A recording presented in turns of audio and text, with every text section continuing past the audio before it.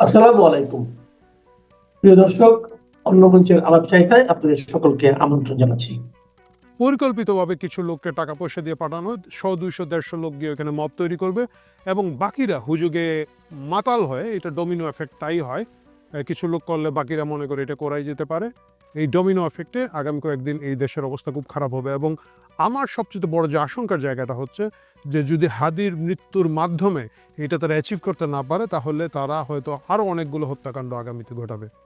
যারা জুলাই আগস্টের সাথে জড়িত ছিলেন এবং ছিলেন না, যারা বিভিন্ন সুশীল সমাজের লোকজন, যাদের ভ্যালু আছে, যাদের মৃত্যু মানুষকে ভাবাবে, কাঁদাবে, রাস্তায় নামাবে, তাদের প্রত্যেকে সাবধান থাকুন, সতর্ক থাকুন, কারণ আমার আপনার প্রত্যেকের জীবনের ঝুঁকির মুখে।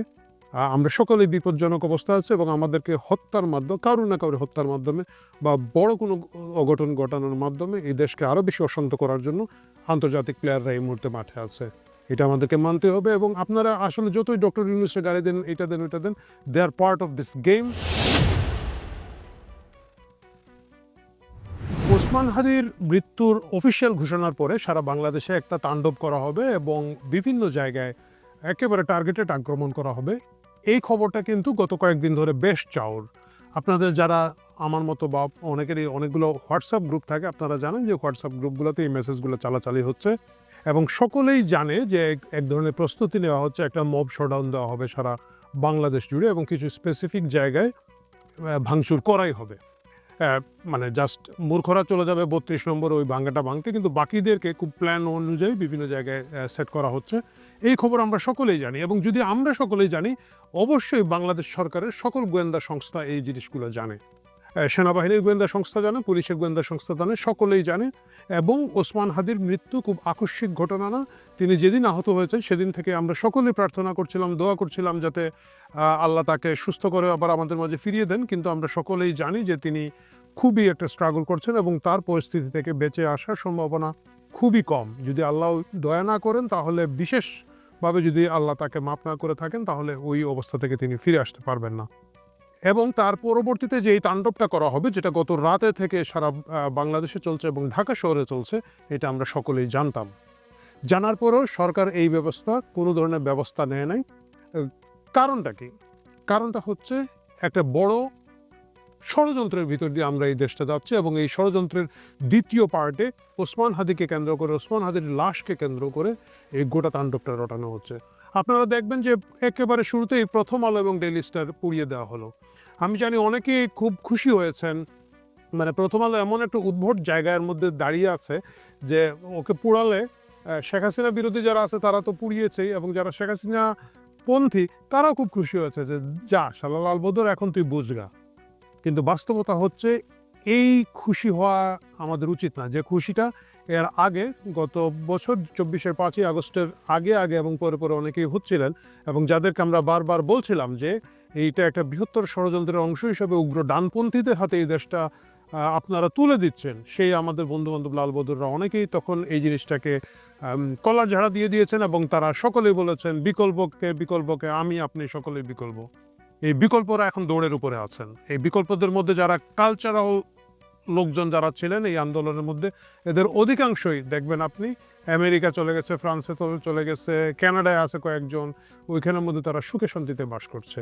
এই দেশ নিয়ে আর তাদের কোনো ধরনের মাথা ব্যথা নাই। একেবারে বড় বড় অনলাইন ইনফ্লুয়েন্সার থেকে শুরু করে বড় বড় অনেক শিল্পী, সাহিত্যিক, নির্মাতারা এইভাবে চলে গিয়েছেন, কারণ ইট ওয়াজ এ টোটাল প্যাকেজ। তখন আপনারা যারা আমাদের কথাগুলো শোনেন নাই, এখন দয়া করে আবার শুনেন। গরিবের কথা বাসি হলে ফলবে। এই মুহূর্তে দেশে যে অবস্থাটা চলছে, এটা হচ্ছে সেকেন্ড ফেজ, এটা হচ্ছে একটা দ্বিতীয় পর্যায়ে। এটা করাই হয়েছে যাতে বর্তমানের যে ইন্টারিম সরকার আছে তাকে আমরা যতই গালি দিই, একটা ইন্টারিম সরকার আছে তাকে ফেলে দিতে হবে এবং এই ফেলে দিয়ে আর্মি ব্যাক একটা নতুন কাহিনী তৈরি করার জন্য এইখানের মধ্যে বিদেশি ষড়যন্ত্র চলছে এবং বিদেশি ষড়যন্ত্র অবভিয়াসলি এটার সাথে বাংলাদেশ সেনাবাহিনী জড়িত। এই বিষয়ে এখন লুকাছাপা করার কিছু নাই।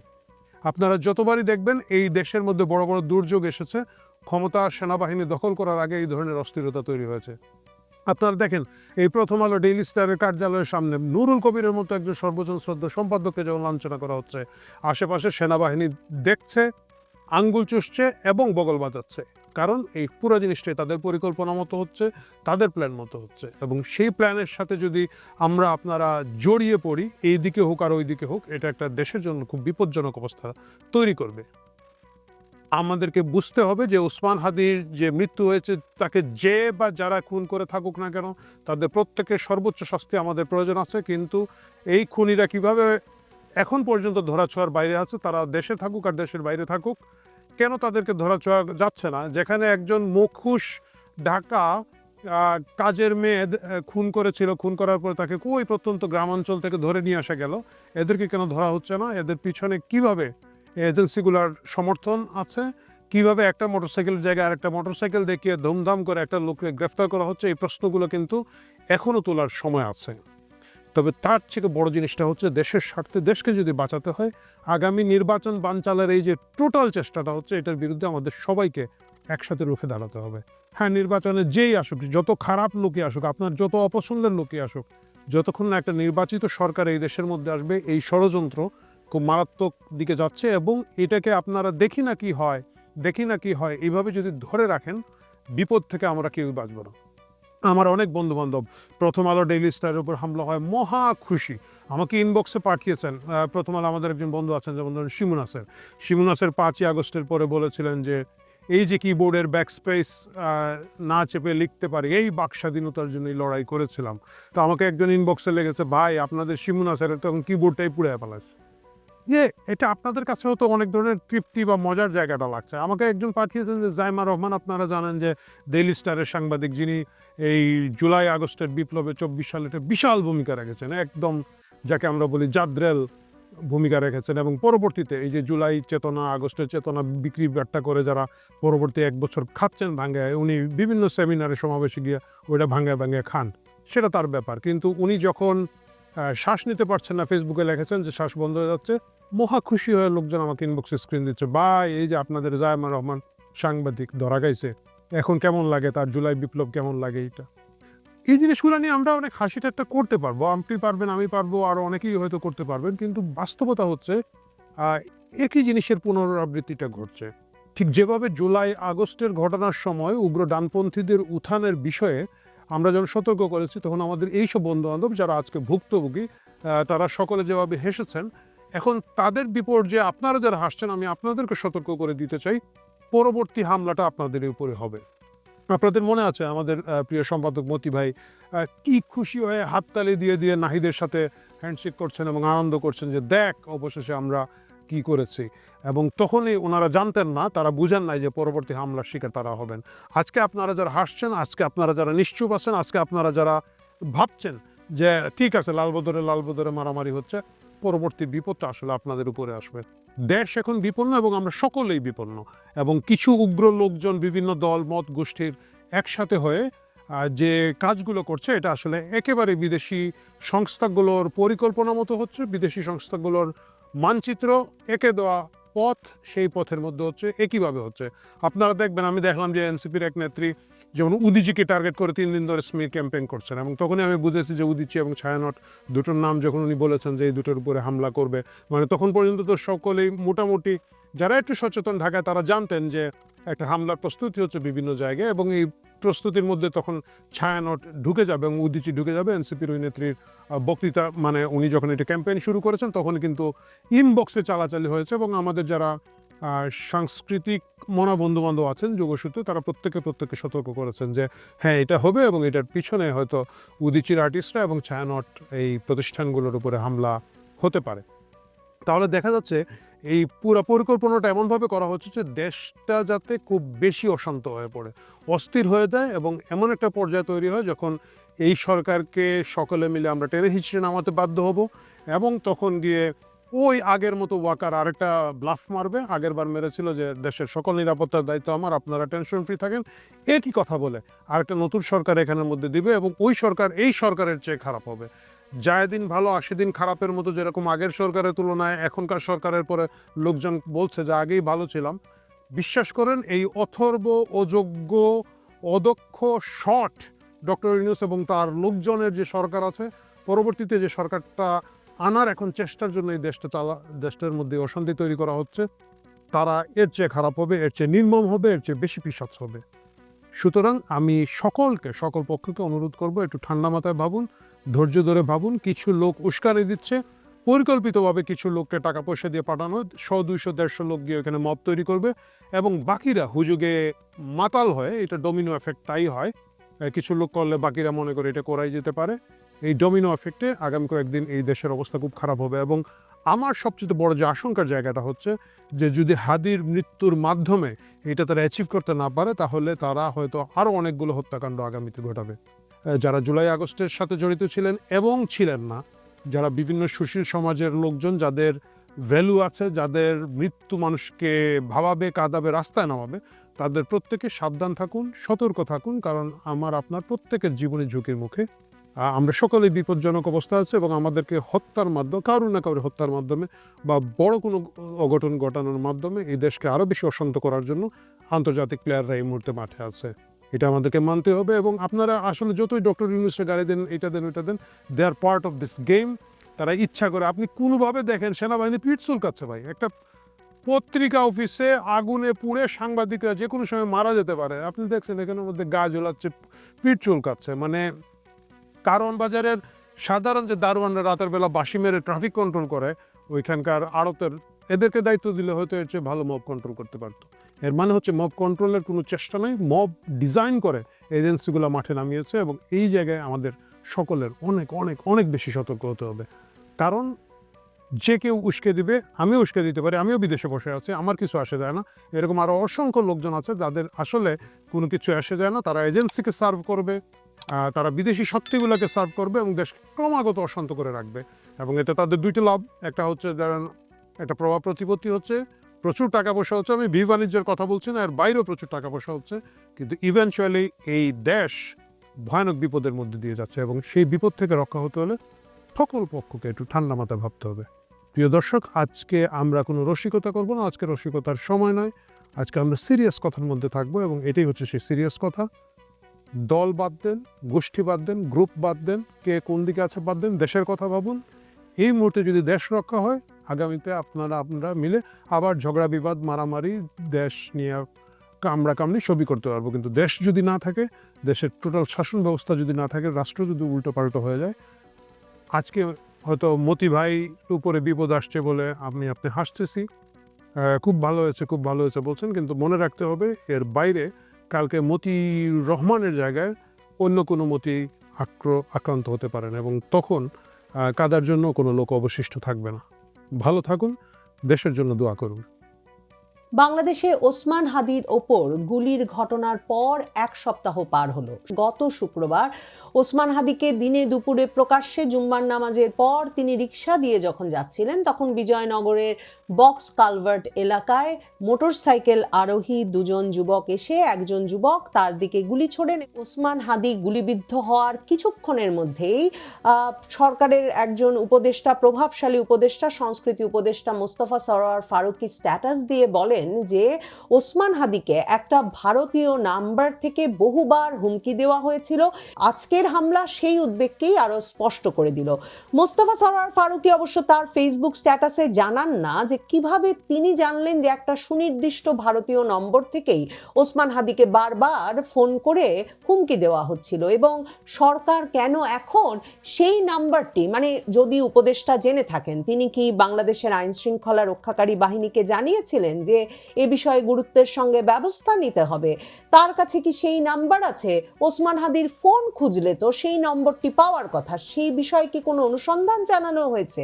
এর আগে শেখ হাসিনার বিচারের রায়ের আগে 14ই নভেম্বর কিন্তু ওসমান হাদি একটা স্ট্যাটাস দিয়ে লিখেছিলেন যে 30টি বিভিন্ন দেশের নাম্বার থেকে তার কাছে টেক্সট আসছে, কল আসছে, যেখানে তাকে হত্যার হুমকি দেওয়া হচ্ছে, তার পরিবার পরিজনের ওপর নজর রাখার কথা হচ্ছে, তার পরিবারের সদস্যদের বিরুদ্ধে হত্যা, ধর্ষণ এসবের হুমকি পর্যন্ত আসছে। কিন্তু মোস্তফা সরোয়ার ফারুকী যে একটা ভারতীয় নম্বরের কথা বললেন, সেটা তিনি কিসের ভিত্তিতে বললেন?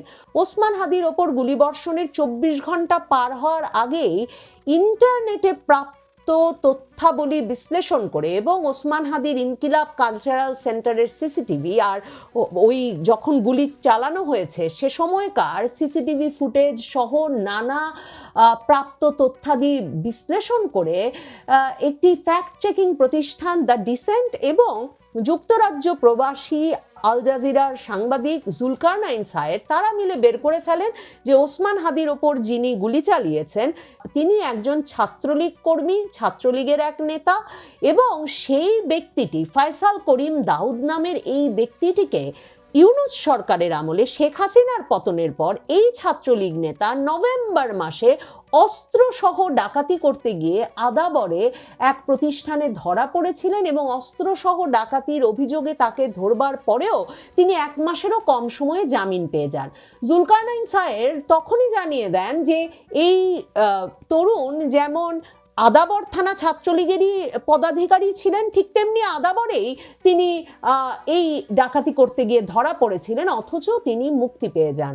রহস্যময় ব্যাপার হচ্ছে এই নিয়ে এত আলাপ হয়েছে, কিন্তু কি করে অস্ত্র মামলার আসামি কার কার যোগসাজশে এমনভাবে ছাড়া পেয়ে গেল তাতে না আমরা ইনকিলাব মঞ্চ, হাদির সহযোগী সহকারী সহকর্মীদের কোনো ক্ষোভ দেখতে পাই, না এ বিষয়ে সরকারের কোনো ব্যাখ্যা পাওয়া যায়। সরকারের তরফ থেকে ডক্টর মোহাম্মদ ইউনূস বিজয় দিবসের জাতির উদ্দেশ্যে ভাষণে যেমন আগেও বলে রেখেছিলেন যে তিনি সর্বোচ্চ গুরুত্বের সঙ্গে ওসমান হাদির হত্যা প্রচেষ্টাকারীকে ধরবার নির্দেশ দিয়েছেন, কিন্তু হত্যা প্রচেষ্টাকারী 2 যুবকই, মানে যে মোটরসাইকেল চালাচ্ছিল সেও এবং যে গুলি চালালো সেই ফয়সালও, দুজনেই শুক্রবার রাতের মধ্যেই সীমান্ত পাড়ি দিয়ে ভারতের পৌঁছে গেছেন। এই খবরটিও জানতে হয় সামাজিক যোগাযোগ মাধ্যমে সেই জুলকারনাইন সায়েদ যুক্তরাজ্য প্রবাসী এই সাংবাদিকের কাছ থেকে। আইন শৃঙ্খলা রক্ষাকারী বাহিনী কি জুলকারনাইন সায়েদের সঙ্গে কোনো যোগাযোগ করছেন যে তিনি কি করে এতটা নিশ্চিত হয়ে বলছেন যে এই হত্যা প্রচেষ্টাকারীরা দুজনেই, মোটরসাইকেল চালক এবং হত্যা প্রচেষ্টাকারী দুজনেই সীমান্ত পাড়ি দিয়ে ভারত চলে গেছেন? কিন্তু সরকার তাহলে সেটা স্বীকার করছে না কেন এবং সেটা জানাচ্ছে না কেন, ওখানেই বা রহস্য করছে কেন? কিন্তু সরকারও যে সে সন্দেহ করে তার প্রমাণ হচ্ছে পররাষ্ট্র মন্ত্রণালয় কিন্তু ভারতের হাই কমিশনার প্রণয় বর্মাকে মন্ত্রণালয়ে তলব করে অনুরোধ করেছে যে যাতে হাদিরকে হত্যা প্রচেষ্টাকারীরা বাংলাদেশের সীমান্ত পেরিয়ে ভারত পৌঁছে গেলে ভারত দ্রুত সময়ে তাদের গ্রেফতার করে ফেরত দেয়, এবং সেটা নিয়েই এখন সবচেয়ে বেশি ক্ষোভ হাদির সহকর্মী সহযাত্রী জুলাই আগস্ট আন্দোলনের তরুণদের, যে ভারত হাদির হত্যা প্রচেষ্টাকারীকে আশ্রয় দিয়েছে। কিন্তু কেউ প্রশ্ন তুলছেন না যে বাংলাদেশের সরকার কি করে এমন একটা হাই প্রোফাইল ঘটনার পর সীমান্তে যথাযথ নিরাপত্তা জোরদার করতে পারলো না, কিভাবে এ দুজন যানবাহনের পর যানবাহন পাল্টে ঢাকা থেকে সীমান্ত পর্যন্ত গিয়ে ময়মনসিংহ সীমান্ত দিয়ে পার হয়ে গেলেন। মানে সরকার যে কি করতে পারতো এক্ষেত্রে সেটার সবচেয়ে বড় প্রমাণ কিন্তু সরকারই দিয়েছে। যখন জানা গেল একেবারে নিশ্চিত করে জুলকারনাইন সায়েদ বলছেন যে তিনি নিশ্চিত, তিনি একেবারে শতভাগ নিশ্চিত যে হত্যা প্রচেষ্টাকারী দুজনই ভারত পালিয়ে গেছেন, তখন সরকার অবৈধ পথে ভারতে পালিয়ে যেতে সহায়তার অভিযোগে দুজনকে গ্রেফতার করেছেন। এ দুজন রীতিমতো হালুয়াঘাট, ধোবাউড়া, শেরপুর এলাকায় সীমান্ত দিয়ে অবৈধ পথে লোকজন এবং মালামাল পারাপারের সিন্ডিকেটটা নিয়ন্ত্রণ করে। সেই অভিযোগে মানে পুলিশের কাছে তার মানে এখন রীতিমতো খবর আছে যে ওই সীমান্ত দিয়েই পাড়ি দিয়েছে, কিন্তু সরকার এখনো স্বীকার করছে না যে হাদির হত্যা প্রচেষ্টাকারীরা পালিয়ে গেছে, যে কারণে পুলিশ কিনা হালুয়াঘাট, ধোবাউড়া, শেরপুর এলাকার সীমান্ত দিয়ে যারা পারাপার করেন সব সময় এবং যারা ওই সিন্ডিকেট নিয়ন্ত্রণ করেন ওই দুজনকে গ্রেফতার করে এনেছে। এখন এই গ্রেফতারটা পুলিশ আগে করলো না কেন? পুলিশের কাছে যদি হালুয়াঘাট, ধোবাউড়া, শেরপুরে কারা এই পারাপার করে এই তথ্য থাকে, নিশ্চিতভাবে বাংলাদেশের সকল সীমান্ত পথ দিয়ে যারা অপরাধীদের পারাপার করে, মালামাল পারাপার করে, সেই চোরাচালানকারী এবং মানুষ পারাপারকারী ব্যক্তিদের খবর তো তার মানে সারা বাংলাদেশের সকল সীমান্ত দিয়ে এই আইন শৃঙ্খলা রক্ষাকারী বাহিনীর কাছে ছিল। সেই গ্রেফতারগুলো আগে করা হলো না কেন? এই রহস্য ভেদ হয় না। এই প্রশ্ন অবশ্যই মনে জাগে যে 2024-এর আগস্টের পর থেকে তো আওয়ামী লীগের নেতা কর্মী সমর্থকরা যেমন তেমনি সেনাবাহিনীর শীর্ষস্থানীয় জেনারেলেরা যাদের বিরুদ্ধে মামলা হচ্ছিল, যাদের বিরুদ্ধে নানা রকম অভিযোগ আসছিল, তারা তো সীমান্ত পাড়ি দিয়ে ভারত চলে গেছেন। তার মানে এই দুই ব্যক্তি সহ বিভিন্ন সীমান্তে এসব সিন্ডিকেট, সীমান্ত দিয়ে অবৈধ পথে লোক চলাচল এবং মালামাল পারাপার যারা নিশ্চিত করেন এবং সেসব সিন্ডিকেট যারা কন্ট্রোল করেন, নিয়ন্ত্রণ করেন, ওই ব্যক্তিরা তার মানে এই কাজগুলো অবাধে করে যাচ্ছিলেন। এতদিন পর হঠাৎ করে দুজনকে গ্রেফতার করে আনলো পুলিশ। এই প্রশ্নগুলোর উত্তর তো সরকারকে গুরুত্বের সঙ্গে দিতে হবে।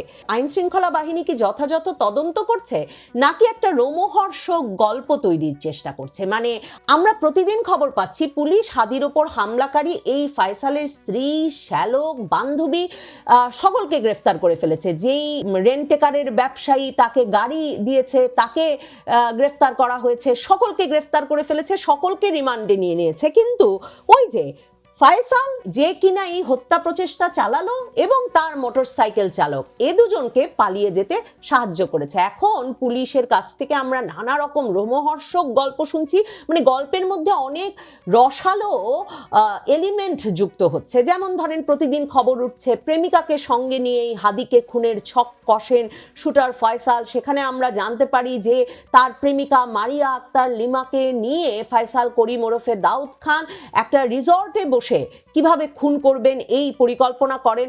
সাভারের ওই রিসর্টে গিয়েও তদন্ত চালিয়ে এসেছে গোয়েন্দা বাহিনী। গোয়েন্দা পুলিশের তৎপরতায় এরই মধ্যে মা বাবাকে ধরে ফেলা হয়েছে ফয়সাল করিমের, এবং সংবাদ মাধ্যমগুলো খবর দিচ্ছে যে শুটার ফয়সালের বাবা মা দায় স্বীকার করেছেন, তাদেরকে কারাগারে পাঠানোর নির্দেশ দেওয়া হয়েছে। এবং তারা এই যে স্বীকারোক্তিমূলক জবানবন্দি দিয়েছেন সেখানে 164 ধারায়, মানে সেই 164 ধারায় তো কতভাবে স্বীকারোক্তিমূলক জবানবন্দি আদায় করা যায়, সেখানে তারা বলেছেন যে তারা অভিযুক্তদের পালিয়ে যেতে সহযোগিতা করেছেন এবং ব্যবহৃত অস্ত্র গোপন করতেও সহায়তা করেছেন।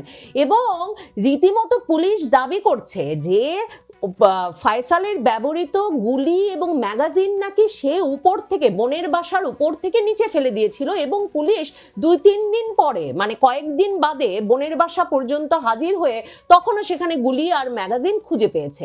অন্যদিকে আবার ব্যবহৃত অস্ত্র খুঁজে পেয়েছে নরসিংদীর এক বিলে। এখন পুলিশ এই সূত্রগুলো মিলিয়ে আমাদের বলছে না যে ওসমান হাদির মাথা থেকে কি বুলেট বের করা গেছে, বা যে বুলেটটি বলা হয়েছে যে একদিক দিয়ে ঢুকে আরেক দিকে বেরিয়ে গেছে, সেই বুলেটটি কি তারা সংগ্রহ করতে পেরেছিল? সেই সংগৃহীত বুলেটের সঙ্গে কি এই অস্ত্র মিলিয়ে দেখা হয়েছে? খবরে এসব বিস্তারিত পাওয়া যায় না।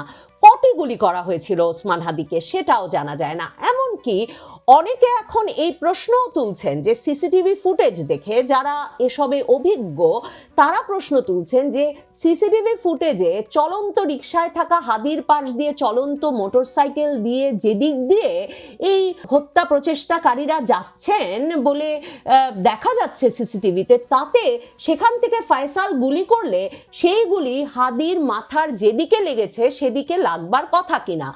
এমনকি আমি দেখছিলাম গোলাম মাওলা রনি, তিনি তার ছাত্র জীবনে তার একই মিছিলে থাকা ব্যক্তির গুলিবিদ্ধ হওয়ার ঘটনা বর্ণনা করে এমন বলছিলেন যে তিনি বারবার সিসিটিভি ফুটেজ দেখে তারও এই সন্দেহ হয়েছে যে এভাবে গুলিটা করা সম্ভব কিনা। সামাজিক যোগাযোগ মাধ্যমে অনেকেই প্রশ্ন তুলছেন, এমনকি হাদির শুভাকাঙ্ক্ষী অত্যন্ত ঘনিষ্ঠজন পিনাকি ভট্টাচার্য, তিনি কিন্তু হাদির ওপর হামলার প্রথম দিনে এই প্রশ্ন করেছিলেন যে তিনি নিজে একজন অত্যন্ত দক্ষ শুটার, কিন্তু তিনি বুঝে পাচ্ছেন না যে কি করে চলন্ত মোটরসাইকেল থেকে চলন্ত রিকশায় হাদিকে গুলি করে এমন নিখুঁত নিশানায় গুলি করা সম্ভব।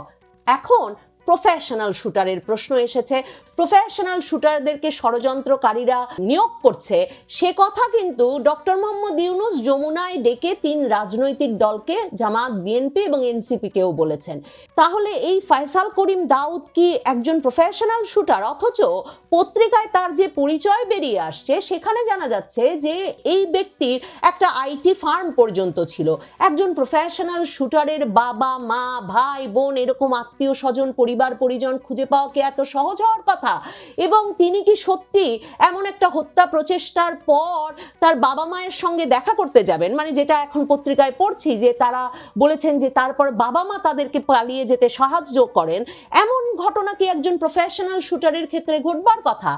আর সবচেয়ে যে রহস্য এখন পর্যন্ত ভেদ হলো না, সেটা হচ্ছে হাদিকে যেদিন গুলি করা হলো সেদিনই হাদির ইনকিলাব মঞ্চের সহকর্মীরা বললেন সংবাদ মাধ্যমকে যে যারা গুলি করেছেন তারা কয়েক সপ্তাহ ধরেই হাদির সঙ্গে নির্বাচনী প্রচারে অংশ নিচ্ছিলেন এবং তারা সবসময় মাস্ক পরে থাকতেন, কাজেই তারা কেউ তার চেহারা চেনেন না। অথচ যুক্তরাজ্যে বসে এবং সম্ভবত অন্য কোনো দেশে বসেই দ্য ডিসেন্ট ফ্যাক্ট চেকিং প্রতিষ্ঠান আর জুলকারনাইন সাহেব বের করে ফেললেন ইনকিলাব কালচারাল সেন্টারের সিসিটিভি ফুটেজে হাদির একেবারে পাশে বসে আছেন এই ফয়সাল, যিনি কিনা একজন ছাত্রলীগ নেতা।